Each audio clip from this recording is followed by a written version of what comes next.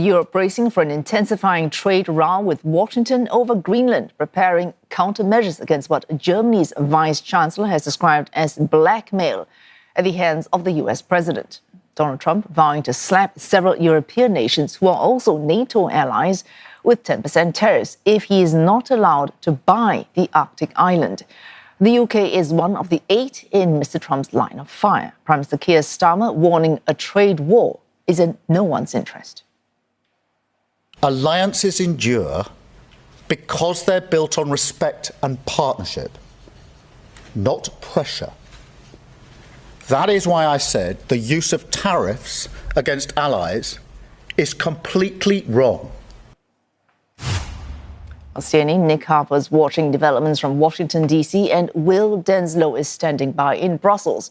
Well, Nick, let's start with you. From Mr. Trump, we've heard any number of reasons why he has to have Greenland. And we've heard another reason in a written message from Mr. Trump to Norway's Prime Minister. That's right, Wesu. These latest actions as well over the weekend, imposing tariffs in a few days' time on Europe, all of it shows that this is an issue that is not going away. Think back to a year ago when Donald Trump was re-entering the White House. This essentially seemed like a joke, something that the president was saying but had no real intention of acting on. I think we've now got to the point where it's clear he has a steely determination to get his hands on Greenland. And that could create a further break with Europe, with NATO, a real fracturing of that transatlantic alliance. And some new framing by the US president, another reason as to why he thinks he should get Greenland. Really, it now comes down to, it would seem, petty retribution for not being given the Nobel Peace Prize. His tone in a written letter to Norway's Prime Minister seems angry, slighted. He says, considering your country decided not to give me the Nobel Peace Prize, I no longer feel an obligation to think purely of peace. He says he's now thinking about what is good and proper for the United States of America. And it's not just about US national security.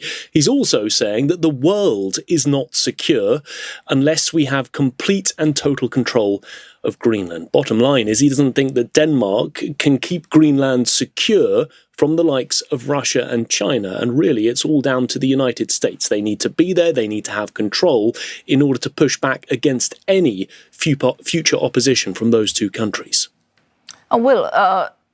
Europe is not going to be standing by silent, as Nick outlined. That goes on from Washington. It is also taking its own resolve that might further cement this break in transatlantic ties.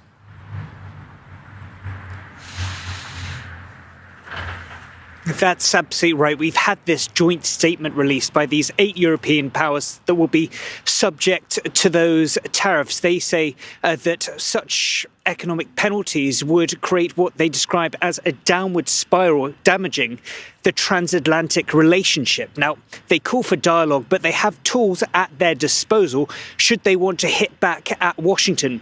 First of all, the European Parliament. We know that a number of the major political parties, a majority them making, would essentially move to block ratifying the US-EU trade agreement that was brokered in Scotland last year. Also, there were discussions between European ambassadors last night here in Brussels, tabling the idea of potentially imposing to the tune of $107 billion of tariffs on US goods. Now, those were a penalty that were circulated during the last round of the trade spat last year that were ultimately shelved. And there's a final option, the so-called trade bazooka. Now, several major European powers, including French President Emmanuel Macron, has floated that. That would give the European Union more powers to go after the United States, things like imposing export control. So a major option there at Europe's disposal. Heads of state will be convening for an emergency meeting on Thursday in Brussels to discuss these options. We have heard, though, from a spokesperson for the European Commission saying that they want a firm but calm response. All right, well, consternation at the EU. 8 of these countries threatened with tariffs. Of that, 6 are in the EU, but all 8 are in fact part of the NATO alliance. Secretary General Mark Rutte meeting Danish and Greenlandic officials today in Brussels. What can we expect out of this meeting? Well, I'm here at NATO headquarters in Brussels, and sources tell me that this meeting between defence officials from Greenland and Denmark will be kicking off in just a few hours' time. We know that over the weekend, Mark Rutte, NATO Secretary General, spoke with the US President Donald Trump, and he said that he will continue those conversations in Davos, Switzerland, later this week. So we can expect this meeting between Greenlandic and Danish officials with the Secretary General to be an opportunity to present their case, that they want that message to be heard by President Trump, using Mark Rutte as somewhat of a conduit later in the week. What their concerns are, of course, these US threats, and really what more Denmark can do to try and appease Washington. They have long maintained that it's needed for national security, that Denmark isn't doing its part to keep the Arctic region safe. We've seen an increased show of force from Denmark's allies here in Europe in recent days. That's drawn the ire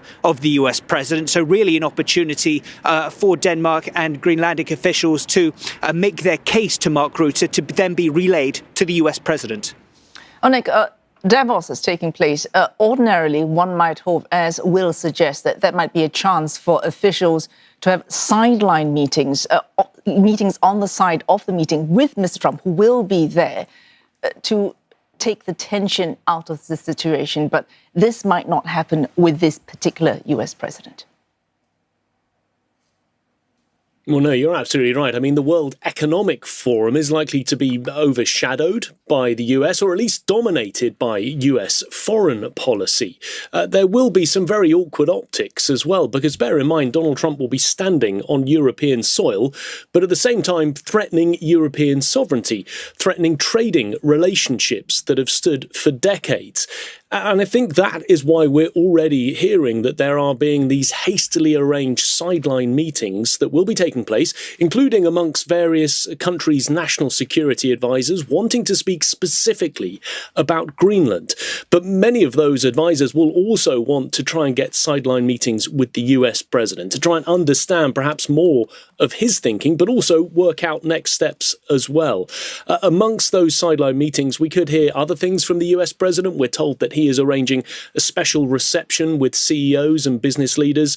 That'll be taking place after his speech, likely on Wednesday. And we could get an official invitation list for the Board of Peace, which we had more details on over the weekend. More than 60 countries apparently being invited. So far, just Vietnam and Hungary have accepted their invitations. A full invite list may come out as part of Davos, but really Greenland, I think, is going to become the dominating subject as a result of what we've seen from the US president over the last 48 hours. Oh, thanks. For CNN, Nick Harper reporting live from Washington, D.C., and Will Denselow from Brussels.